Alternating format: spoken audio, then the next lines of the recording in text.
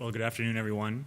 I'm assuming that everyone can hear me here, but those in the back, wave your hands if not.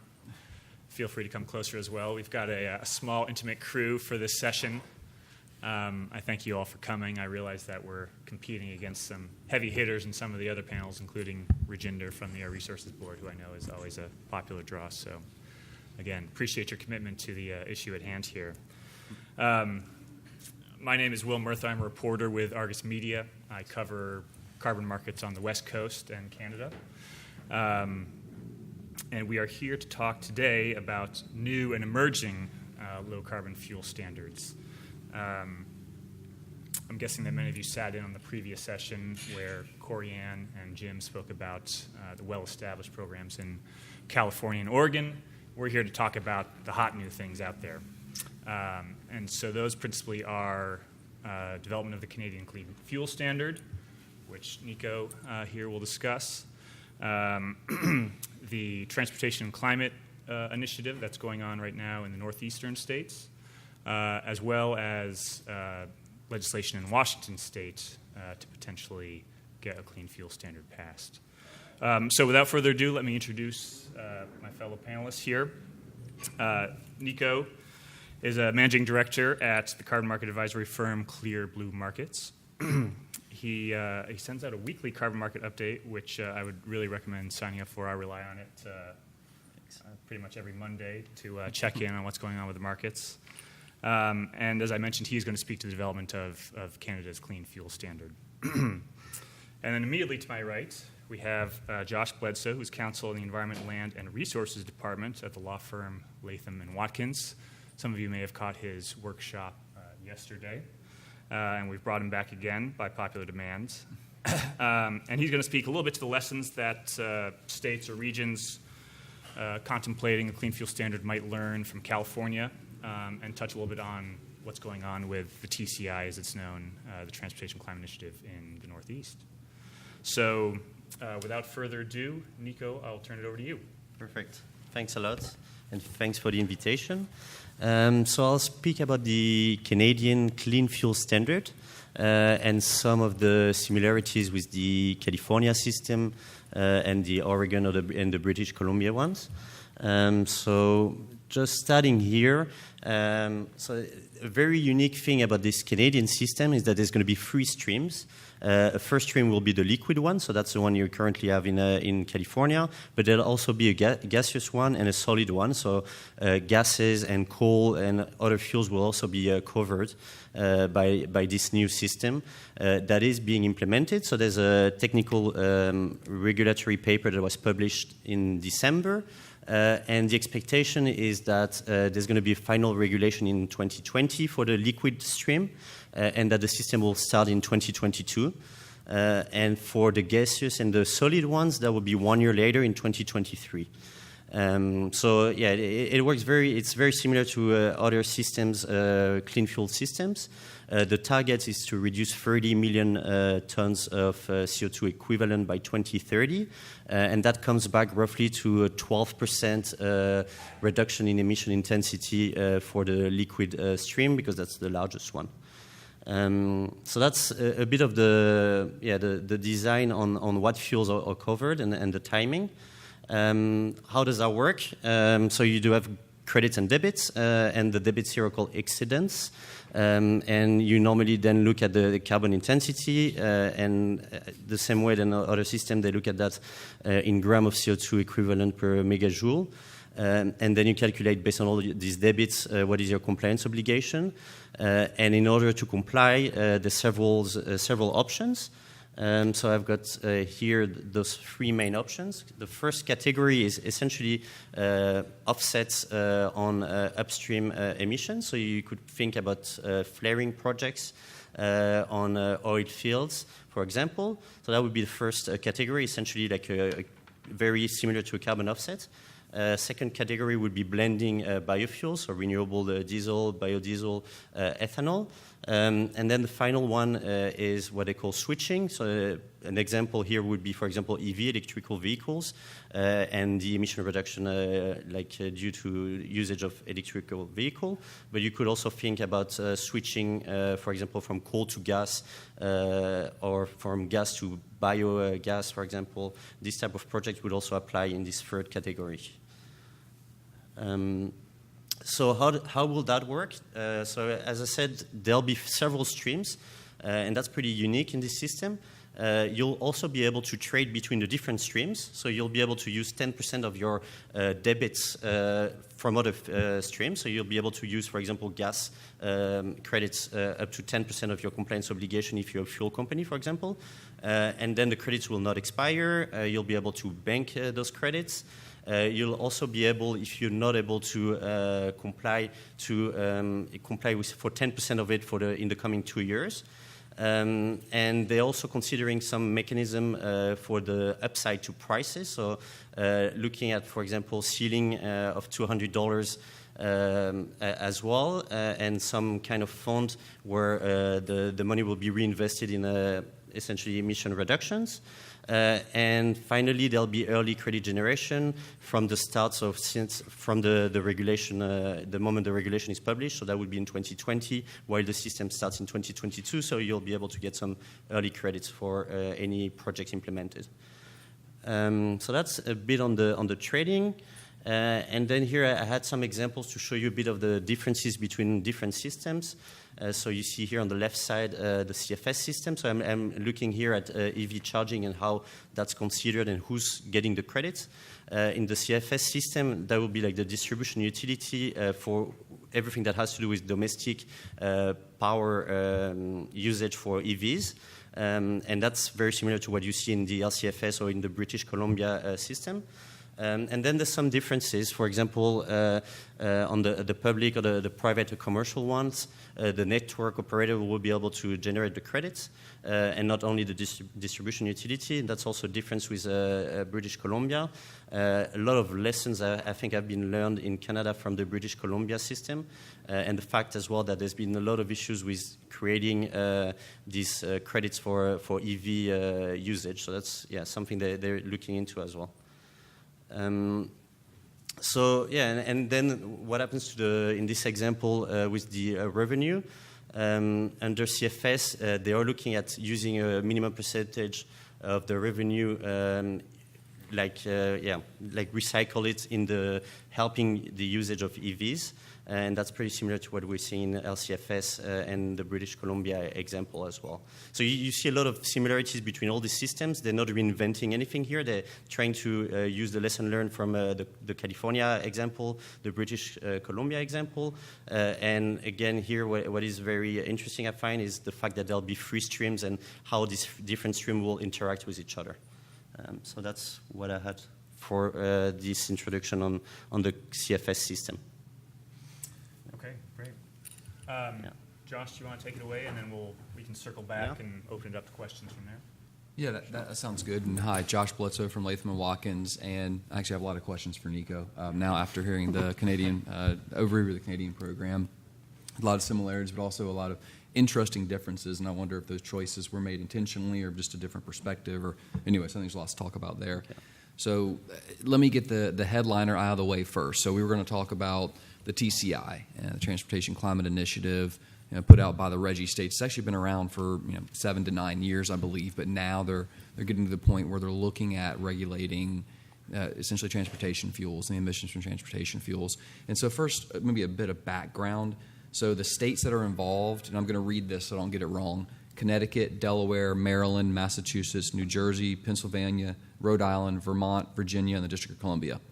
I think New York and Maine may be joining. I understand that New York is participating in the effort here, but is not yet officially joined.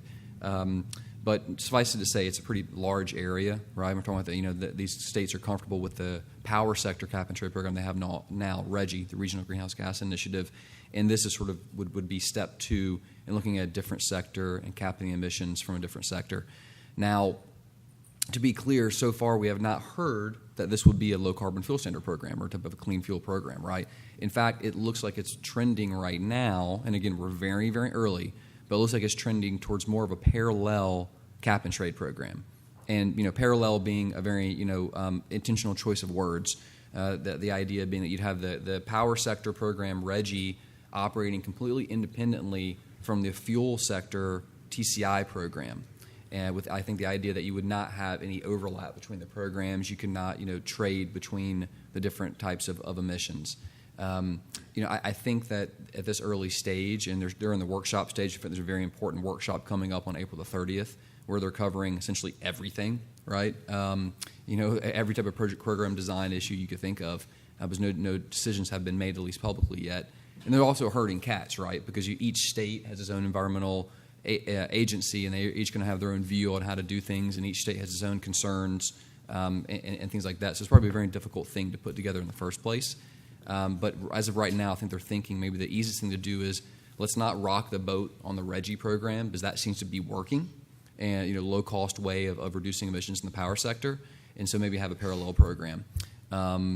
And so, let me just give a little bit more of an overview on the things they're going to look at this April 30th workshop. I mean, we have unfortunate timing. If this conference was a week later, I'd probably have a lot more to say on the TCI.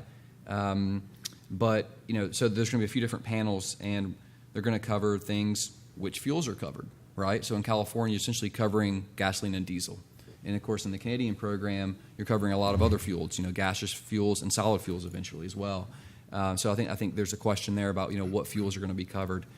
Who's going to have the compliance obligation, right? Where's the point of regulation? In California and in Oregon, there is pretty similar, although Oregon, of course, doesn't have their own internal petroleum refineries, as Corianna said in the prior panel. But really, it's the fuel supplier is the point of regulation for the California program. Is that how it's going to work in the RGGI states? I don't know. We'll see. Issues about cost containment, compliance flexibility, linking, monitoring, reporting. How are we going to we should be modeling out the emissions and modeling out the transportation sector in these RGGI states to figure out what is the best way to regulate. What should we do? What should we not do?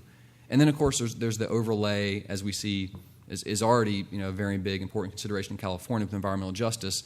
Well, they're also looking in the RGGI states at equity impacts, health impacts. To what degree will this parallel clean fuels program, the TCI, have on communities, sustainable communities, and disadvantaged populations? And so those considerations also seem to be coming into play when they're thinking about the program design. For those of you that are real wonky market folks and traders, I would say the exciting thing about this program is that it was going to be really big. So the California program, it looks like as of 2017, the fuel consumption was roughly 17 million gallons per day of fuel. And someone's going to correct me. Don't let your lawyer do numbers, right? But our back-of-the-envelope math is that the TCI states, if you aggregated them, it's a 24, 25 million gallon per day market, right? So significantly bigger than the California market. And to give some sense of scale here, and again, this is not apples to apples right now, right? Because the California program, you have the very specified CI reduction targets and how many deficits are being generated. And then, of course, there's the market dynamics of what are the prices of those credits. But I think it was for last year, the volume of credits in dollars moved in the California system was $2.1 billion. I expect that to continue to grow because every year as the target gets more stringent, and we're really not reducing gasoline and diesel consumption that much yet. So essentially the market gets bigger every year, or at least for the next several years. And so if prices stay where they are, then we have that much more volume in the California market. If we had comparable prices in the TCI states, I mean, you guys can do the math faster than I can, but it'd be a very significant market. And so I think the TCI states have a lot of design choices ahead of them. And again, it's more than 10 states, and so it's going to be probably a difficult thing to make all these choices. I mean, it's hard enough in California and Oregon and at the federal level in Canada. And so I think that it's maybe even a longer process, you would think, in the TCI states. But that said, they have a very aggressive schedule.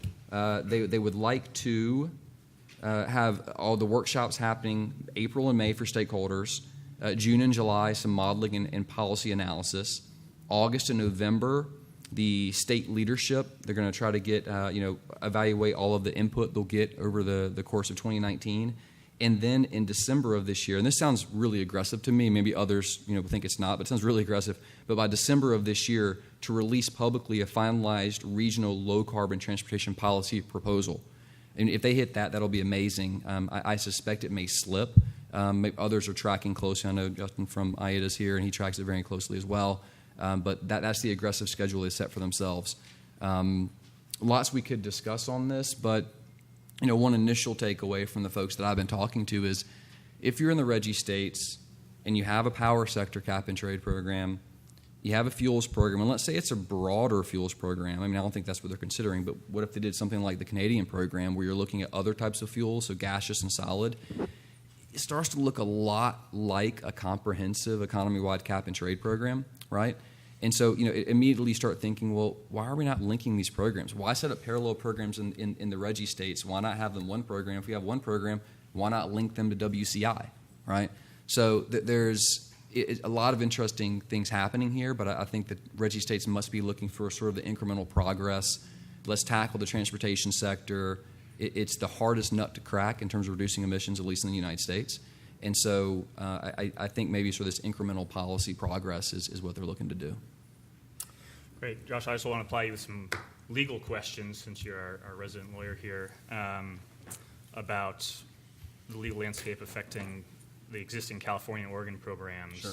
Because I think they also will inform the thinking of some of these emerging programs. But I thought it also worth doing a quick update on what's happening in Washington State, where a Clean Fuel Standard bill, at least technically, is still alive. I spoke yesterday with one of Governor Inslee's climate advisors, who was actually supposed to appear on this panel, but he begged out of it because they're in the throes of the last days of their legislative session. But I guilt-tripped him into giving me some good info. So this is what I have. And I'm sure there are people out there who are more involved in those talks and negotiations than I am, so feel free to pipe up if you have anything to add. But some background is that a state representative, Joe Fitzgibbon, introduced a bill that would have created a clean fuel standard similar to the existing programs in Oregon and California.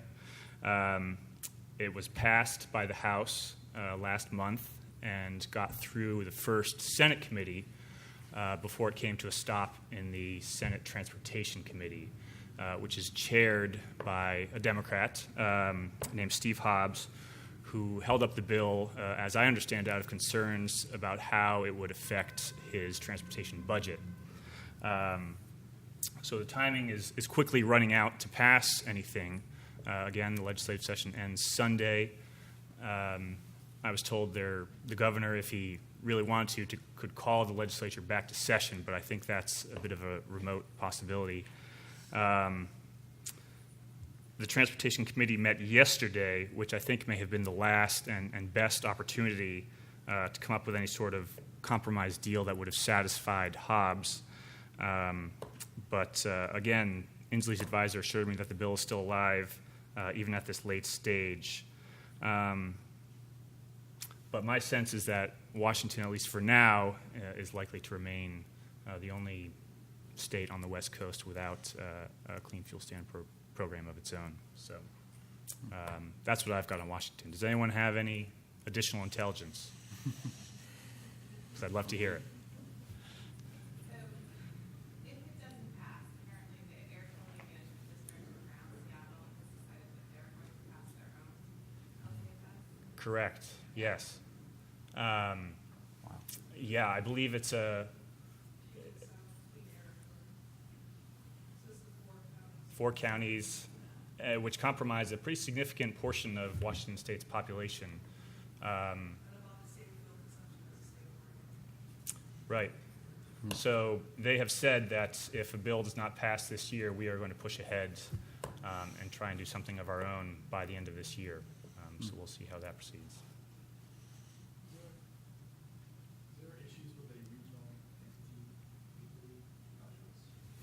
Yeah, John, I was thinking the same question actually, that's probably a Washington law specific question, but whether the local air quality district there would have the authority to run a program, and I assume they've looked into that, and I'm getting some nods. So Perhaps they do have the authority to run a program. Although I imagine if the state then came in with a program later, it would probably preempt what the local agency did. But again, I don't know. I mean, it's got to be as a state law specific issue. How were the regional air districts created? That sort of thing. It's complicated even in California, for that matter. By the way, some of the air districts are legacy air districts created by statute, and others are sort of created underneath the Air Resources Board, and so it's complicated even within California. Perfect segue. Josh, could you speak a little bit to the legal landscape right now affecting the California and Oregon programs? I know, for example, there's a case affecting the Oregon program that the people involved have tried to get the Supreme Court, the U.S. Supreme Court, to pick it up. What's going on there? Yeah, so a very long and tortured history of litigation with the LCFS, and then in turn the Oregon program. I think the LCFS still wears the crown for the most litigation, though. So we've had state litigation, we've had federal court litigation, and I've done this talk a number of times in NACW. This year it's easier because the litigation has progressed to the point where essentially the state litigation is over. So we had Poet 1 and Poet 2. Those cases are basically over now. The federal litigation, these were dormant Commerce Clause challenges in federal court. And there's Rocky Mountain 1 and, of course, Rocky Mountain 2, right? You have to have one, you have to have two. Rocky Mountain 2, there was so quick background. California has been winning these cases, right? Now that they've had some initial losses, and if you were here for Jim Duffy's presentation, the earlier panel, and he showed you the price graph, you see some plateaus there, right, with the credit prices. That's really attributable to the litigation, right? So you had actual freezes that occurred because the CARB had to keep the status quo when they were under a writ of mandate from a state superior court. You shall keep your carbon intensity the same until you fix your program, fix the way you adopted it. And so there were some freezes there on the prices. And then also just some litigation uncertainty, right? Then we also, as some of the room know, we had a grand bargain, if you will, on the extension of the cap and trade program. A couple years ago, at one point, the LCFS was considered to be on the chopping block. Horse trade of the LCFS for support for extension of the cap and trade program. Ultimately, it did not get chopped, so we still have the LCFS, of course, in California. But the real recent news, and to get to your question, Will, is that the Oregon program and the California program both prevailed in the Ninth Circuit Court of Appeal. And you have, of course, the opportunity to petition the U.S. Supreme Court for review. The U.S. Supreme Court does not have to hear your case, and they hear almost no cases. Your chances of getting picked up are actually pretty slim. So the petition for certiorari is the process by which you basically ask the Supreme Court to hear your case. And the deadline has actually passed now, we believe, to petition the Supreme Court to hear the Rocky Mountain 2 case. And if folks remember, in Rocky Mountain 1, the U.S. Supreme Court, again, a different makeup with different justices at the time, declined to hear an appeal of the Ninth Circuit's decision in Rocky Mountain 1, which, again, California also prevailed in that Rocky Mountain 1 case. But Oregon's a different story. So in the Oregon challenge, again, which Oregon prevailed in the Ninth Circuit, there's active briefing happening right now before the U.S. Supreme Court over whether or not the U.S. Supreme Court should hear that case. Now, you got to put on your Supreme Court advocate hat. I don't have one. I'm a California lawyer. But to think about whether the chances this case will be heard, I think there could be market implications, even if it's just heard, right? Even if, regardless of what the outcome ultimately would be, and that wouldn't be probably known for a year or more. But even just agreeing to hear the case would be really interesting because it would be maybe a signal from the court that they're interested in these types of cross-state carbon regulatory programs.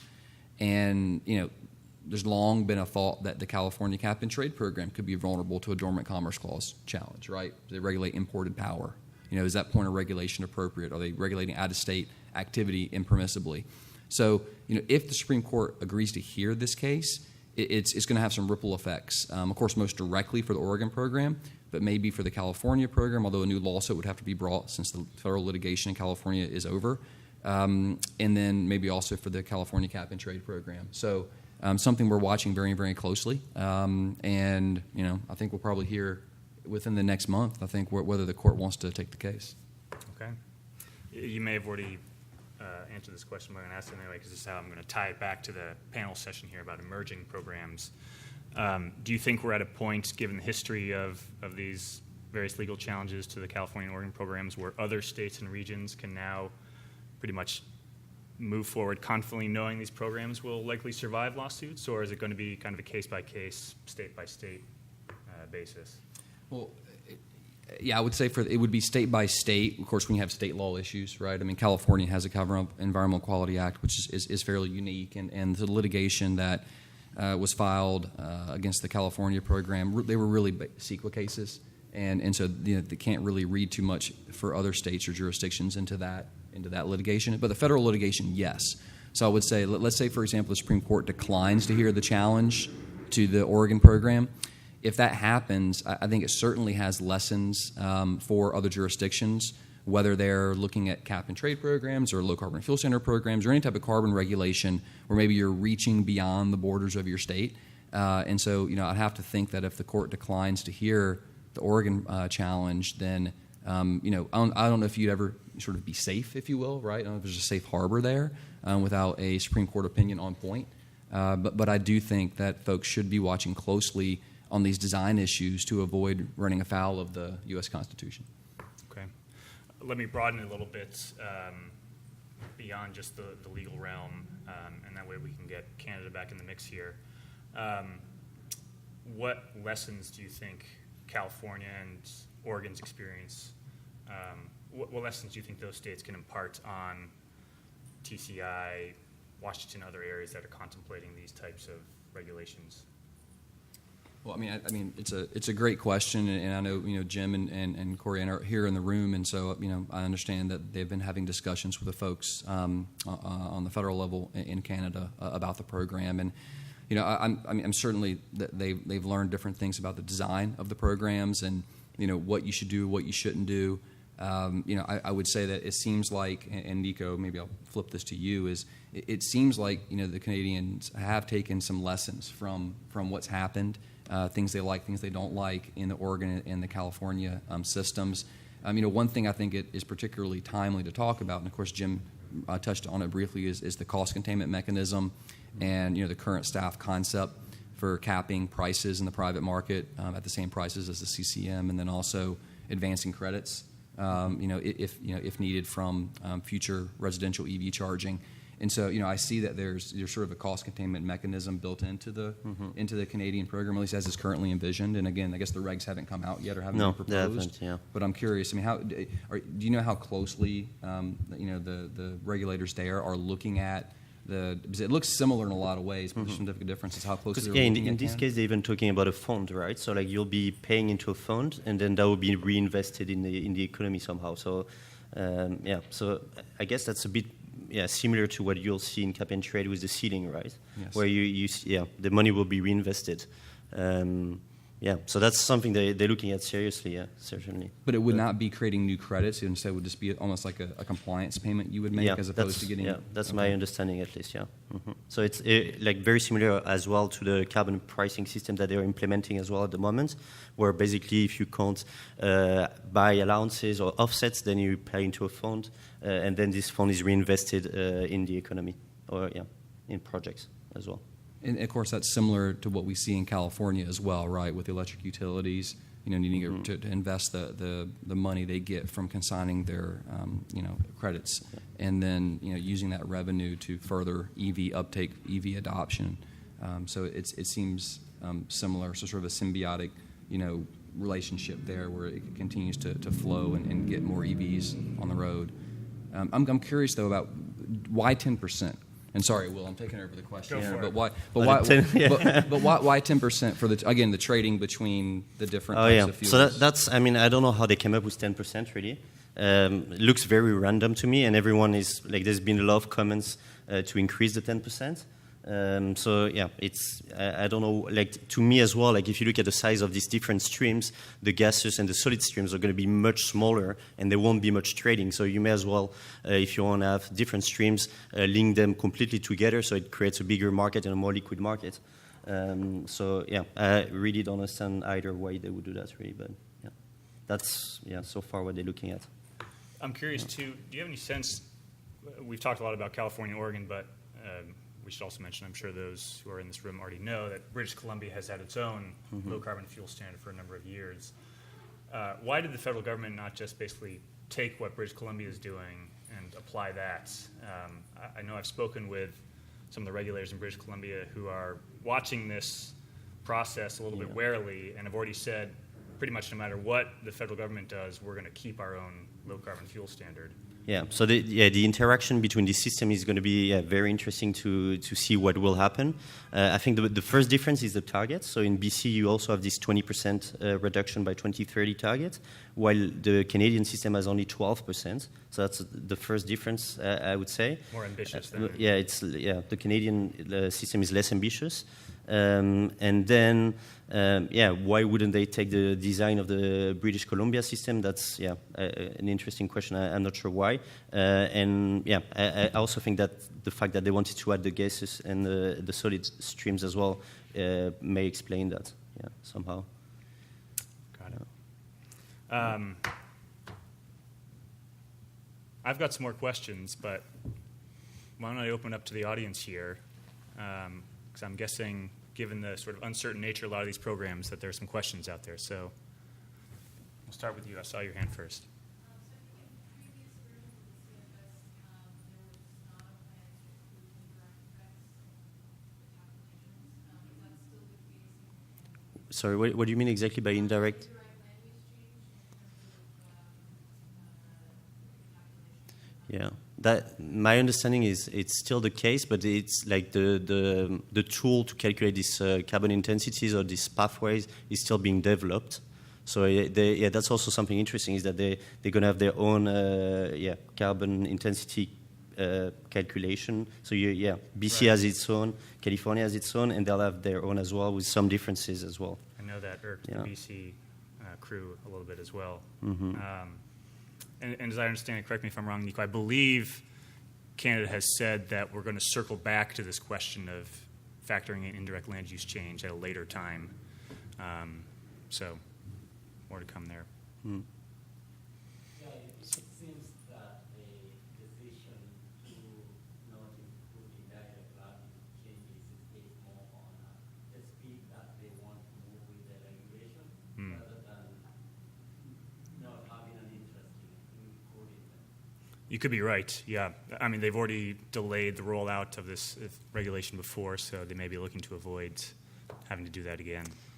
Yeah. So that takes us back to the politics in Canada these days, and that's a big driver at the moment with the elections coming by the end of the year in October, the federal elections. And also the carbon pricing system, or the whole subject about the Conservatives being against carbon pricing in general, while the Liberals are very much pro-carbon pricing. So it's a very big subject at the moment, and the CFS system might be impacted as well somehow. But I was going to ask you, the backstop carbon tax has obviously become an issue, if not the issue, perhaps, in the upcoming election. But it seems as though the Clean Fuel Standard has stayed a little bit under the radar. It has, I don't know if my sense is correct there. I agree. I agree with you, and I think my analysis, that's just my opinion, is that there's no real revenue in this type of systems, and so no revenue means less government intervention.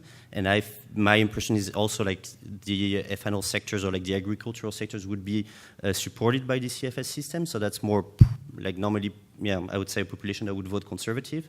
The Conservatives seem to be to like this CFS system, at least. That's my understanding. But. So, and I was curious about that. I mean, I don't know. I couldn't find any. Maybe I was probably looking in the wrong place. But are there any projections of economic impact? Credit prices. What it would look like at the pump in Canada. Yeah, they actually published something like a few weeks back, and I haven't read it yet, but.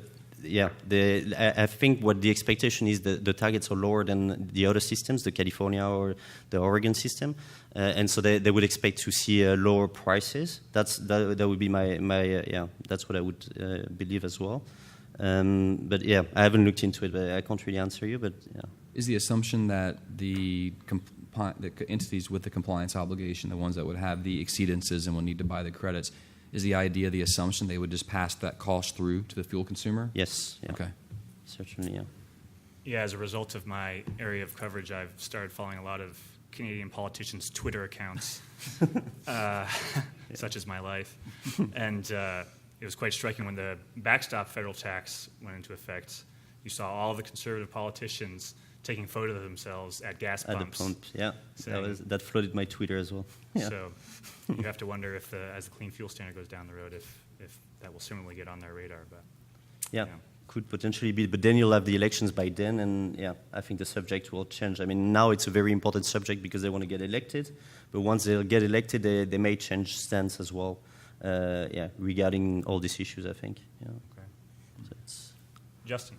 So I just noted, I think that's a really important point about, you know, if there's no revenue, the government gets less interested because the second of the two announced stakeholder meetings from the TCI is all about what to do with the money. The program that hasn't even been designed yet, but I suppose that will provide some motivation for getting the design done when anyone, you know, works out how much money they have. But my question is sort of almost the mirror of the question about what lessons they might be learned from California. It's given that this is not exactly the Reggie states that are looking at TCI, you have the addition of Pennsylvania, which never joined Reggie, and you've got Virginia, which probably will shortly. But do you think, and they seem to be sort of starting from a point of, well, we know what Reggie looks like, we kind of like that, we don't want to mess that up, we'll leave it alone, but we'll do something that looks a bit like it. Are there pitfalls you see in sort of copying a program that's designed for electric generation and transferring it over to transportation fuels? I mean, I would say yes. I mean, I guess if you think about how do you comply, and you know, in the power sector, you know, wind and solar are pretty cheap, right? And you know, it's a pretty clear path to reduce your emissions. And some would say a lot of these emission reductions would have happened anyway, right? Because the utilities are turning to low-cost sources of power anyway. I think if you look at the fuels, and you know, folks that are modelers and consultants and economists will say this better than me, but the LCFS is a very high-cost way of seeking out emission reductions, right? Now, the LCFS has a lot of other ancillary benefits that you get, and there could be a lot of other legitimate governmental policy objectives embedded into the LCFS beyond just reducing greenhouse gas emissions, right? I mean, supporting emerging technologies, advancing quicker electrification in EVs and reducing toxic air contaminants and criteria air pollutants. There are all kinds of other things that are legitimate policy objectives, right? But, you know, we should not ignore the fact that it's really expensive to get these GHG reductions through the LCFS. And so, you know, it's not just, I don't think you can just take the Reggie model and plug it in over here for transportation fuels. I mean, I don't think anyone would expect it to be that simple, but it's a basic point, and I hope the folks that are the architects of the TCI, you know, don't think it would be that simple, and you'd have the same, essentially, low cost of compliance that we've seen in Reggie so far. John. Question for Josh. When that 24 million, whatever your number you compared, million gallons a day, right? Yes, Does that include New York? I think it does. And then, in the Midwest, just thinking about an LCFS, do you guys have any comments on that, or is that beyond scope? That's about the extent of what I've heard, what you just shared. If either of you two have anything to add, no, I don't really have, anything on that. I'll share my card if anyone else out there is involved with anything in the Midwest, because I'd like to hear more myself. Other questions out there? I had one for you, Nico. Having covered the California LCFS program, I've watched how it's in many ways led to a diversification of the biofuels market.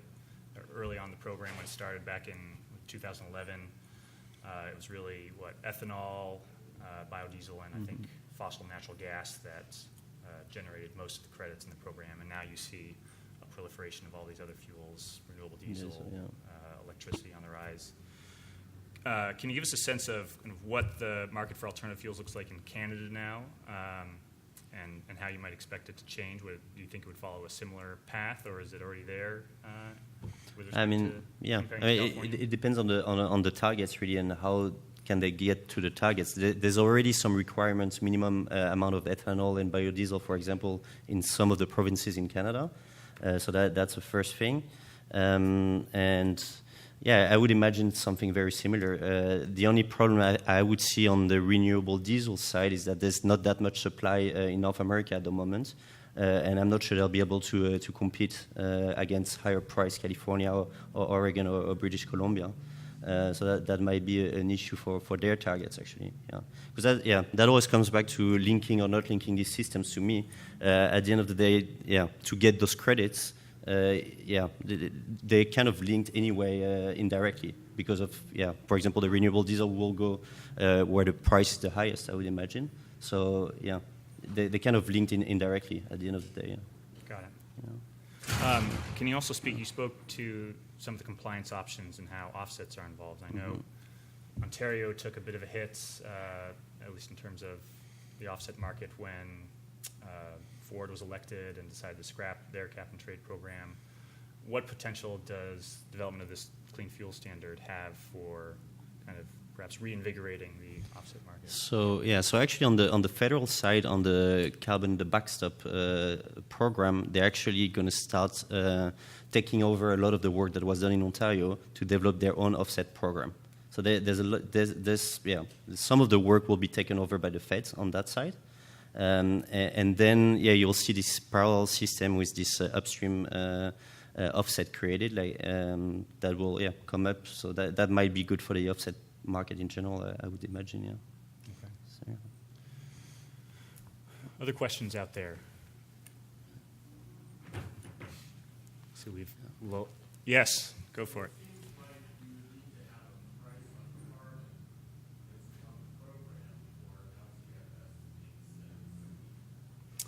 Are you referring to Canada or? So what was the question?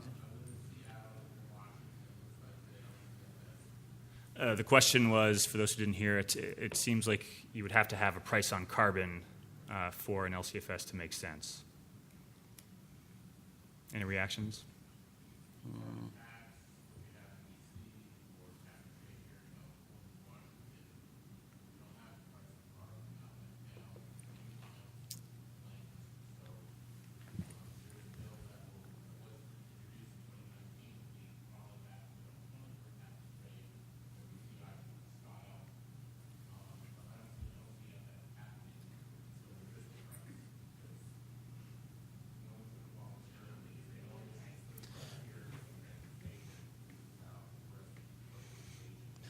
But it's two different objectives though. Like one is really about reducing emission, the other one about reducing emission intensity. So I don't see why you would need to have a carbon price to reduce emission intensity. But I think that's a good distinction. Yeah.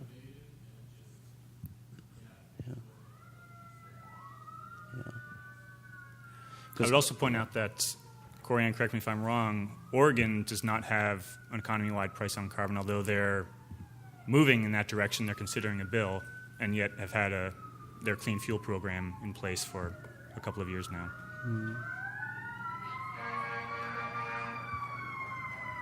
Sorry, could you repeat that? We had some. It was active first, yeah. So it was an early action measure in California, and then the cap and trade program came later. And so I mean, this goes to the very heart of an active, academic and also policy level debate of what's a complementary mechanism, right? Do we want carbon taxes? Do we want cap and trade programs? Do we want these other ancillary complementary measures driving reductions? And those go back to some of the earliest ones, the renewable portfolio standard, right? That reduces emissions, right? But at what cost? And same thing, the LCFS reduces emissions, but at what cost? And there's 15 other measures that reduce emissions, but again, at what cost? And so, I think that will continue to be a debate. And I mean, that's one of the actually questions or many questions I had for Nico on the Canadian program, because it seems like you have multiple different carbon pricing regimes, a backstop tax. Then you have British Columbia doing its own thing, and then you have Ontario was and different prices as well. So yeah. The way it interacts is very interesting, and I used to be a trader, so for me that means a lot of arbitrage. If you're an industrial and you can produce in Quebec, that will be cheaper for you in the coming years than producing in Ontario, for example. So the WCI market prices, even though they're going up, they are currently around $17, say, but the federal system will go from $20 Canadian, so that's a bit less in US dollars, to $30 to $40 and to $50 in 5 years' time. So yeah, you'll start seeing like this difference in prices, and companies trying to like optimize the way they can produce. So if you're a cement producer, you'll be producing more in Quebec, I would imagine, than in Ontario. So that's also very interesting, and yeah. That's why, and as well to manage that for a company that is on all these different provinces is also very challenging.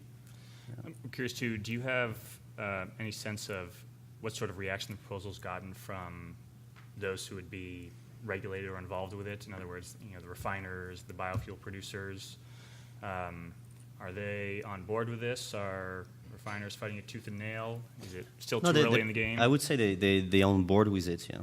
So certainly, so it's a little different dynamic than what you see here. Yeah, it's like the largest refiner in Canada tends to be they're pro carbon pricing, and I believe they'd rather be regulated by the government than having to do voluntary offsetting. That's my impression. Yeah. Interesting. Yeah. Okay. So, and if I missed this, I apologize, Nico. But do you have a sense of the market size? I mean, what we're looking at for the Canadian program yet? I know it's going to be phased in, because you have the liquid, then gaseous, and solid. But I mean, is there a sense of how big we're talking about in terms of metric tons? The Canadian population is roughly around the one in California. So I would say the Canadian market would be as big as the California one, I think. Yeah, that's how I would see it. Yeah. Another way to look at it. Yeah. Their calculations, they are aiming to try and use the clean fuel standard to reduce 30 megatons by 2030. Mm-hmm. So if that gives you any indication of the size. Oh, that's a good point, right? Your targets are not going to be in percent. Well, it is in percent. So it's 10 grams reduction by 2030. That's roughly 12%. Okay. But it's in grams. That they define it in the grams. Yeah. Okay. Yeah. But then the objective is indeed to reduce roughly 30 million tons. So, and the carbon pricing is supposed to reduce by 80 million tons emissions by 2030. So you see how big it is compared to the federal backstop system. It's a pretty significant piece, in other words. Yeah, it is. Very much. Kind of overarching climate strategy. Then. Mm-hmm. Yeah. Do I see another hand up there, Justin? I was just going to make a comment about you had mentioned, Josh, that TCI has been around for a while. I think it was signed in 2009. Originally, there was 12 jurisdictions that signed up, and one of the things they've been doing between 2009 and now is sort of just talking to each other a lot, which seems painfully slow. I mean, I signed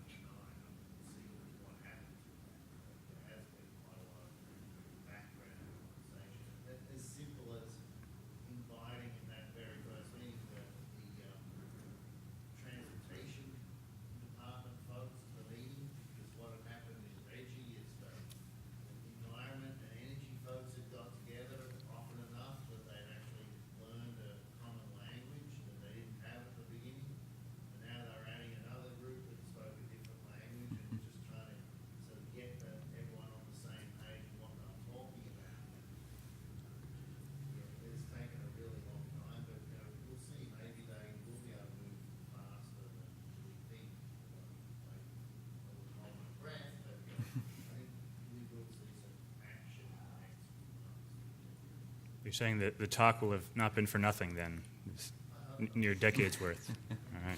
Well, that's encouraging.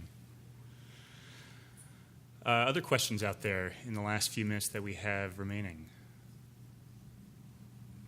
One for you, Nico, and feel free to pass on it. A legal question. We've talked about some of the legal challenges affecting the California and Oregon programs. Would you anticipate the same in Canada? I know a number of the provinces have mounted legal challenges to the backstop carbon tax. Do you think a similar strategy would be pursued? Although maybe not if it, at least from what you're hearing thus far, it seems like most people are largely on board. Yeah, I mean, all the focus now is really on this carbon tax, and it's like the big subject or one of the main subjects for these coming elections, federal elections. So there's too much energy being spent on like trying to like win the elections because of carbon tax or no carbon tax, and because you're having an environmental strategy or not. So my impression is just that it's all about the carbon tax at the moment. And the backstop, and CFS is just second subject, and again it's because there's no price as well. It's a market. It's not as easy to attack it. I think for politicians, cap and trade or carbon taxes are very easy to say. It's just a tax and it's money taken from your pocket. While in this system there's no price, so you can't really it's more difficult to communicate around that. I think. So when are the elections? October. Okay. Yeah. That's maybe why I looked at the paper that was put out about the economic analysis. It didn't have any numbers in it, right? And so maybe we know why now. Maybe they're waiting till after the elections to say what the impact would be when you fill up your tank. It's interesting. It could well be. Yeah. I mean, that was also something funny in Ontario with the cap and trade, that there was no transparency at the pump of how much you were paying for cap and trade. While actually what's happened now with this new government is that they mandated all the stations, the fuel station in Canada or in Ontario, to put stickers to tell everyone what the carbon cost is. So that's the level of you're at now. Yeah. Attention, right? Yeah. Something I've heard with those watching, Canada pursue a clean fuel standard, Washington pursuing a bill there. You already have the California, British Columbia, and Oregon programs in place. Is that as you see more clean fuel standards put into place and the demand for biofuels rise accordingly, that there may result in a shortage of feedstocks. Do you think that is a legitimate concern that's been raised by some, or? Yeah, sure. I mean, coming back to the renewable diesel example, it's used currently to comply with the system more and more. But there are plans to build new renewable diesel plants in North America. But if you do consider all the demand coming with the Canadian system and potentially Washington, and Oregon, and California, you do see that they probably won't be enough production of renewable diesel. You could see a shortage after 2020. Yeah. Okay. So that's something to consider as well. Last opportunity here.